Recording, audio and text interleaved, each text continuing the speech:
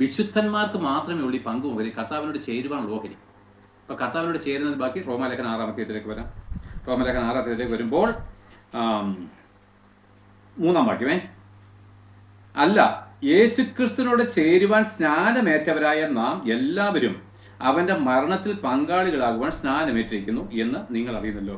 അപ്പൊ ഈ സഭ ഇവരെങ്ങനെ വിശുദ്ധന്മാരായി തീർന്നതെന്നറിയാമോ? പാപികളായിരുന്ന ഇവരിന്ന് വിശുദ്ധന്മാരായിട്ട് തീർന്നത് യേശുക്രിസ്തുവിനോട് ചേരുവാൻ എന്താണ്?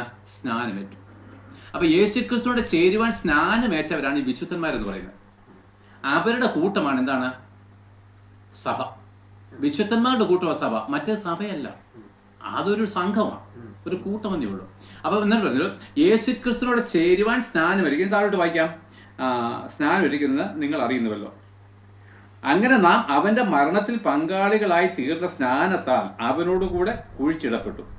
ക്രിസ്തു മരിച്ചിട്ട് പിതാവിന്റെ മഹിമയാൽ ജീവിച്ചെഴുന്നേറ്റതുപോലെ നാമും ജീവന്റെ പുതുക്കത്തിൽ കടക്കേണ്ടത്. അപ്പൊ എന്താണ്?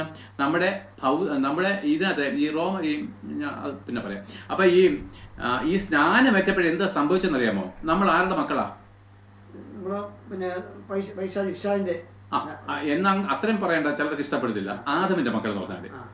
അപ്പൊ ആദമിന്റെ അപ്പൻ ആരാ? സാത്താനാ. ഇപ്പൊ അപ്പൊ അത്രയും പറഞ്ഞാൽ മതി അല്ലെ? പിശാചിന്റെ മക്കൾ എന്ന് പറഞ്ഞാൽ അബ്രഹാമിന്റെ മക്കളുടെ മുമ്പ് യഹൂദന്മാരെ നോക്കി കർത്താവ് പറയുന്നത്, നിങ്ങൾ പിശാച് എന്ന പിതാവിന്റെ, ഞങ്ങൾ അബ്രഹാമിന്റെ സന്തതികളാണെന്ന് പറഞ്ഞ് ഞങ്ങൾ ക്നാനായക്കാരെന്ന് പറഞ്ഞ് ഞാനത് തുറന്നു പറയാം, ഞങ്ങൾ മർത്തോമാക്കാരെന്ന് പറഞ്ഞ് കുലമഹിമ പറയുമ്പോൾ യഥാർത്ഥ ഒറിജിനൽ യഹൂദന്മാരെ നോക്കി കർത്താവ് പറയാണ്, നിങ്ങൾ എന്താണ്?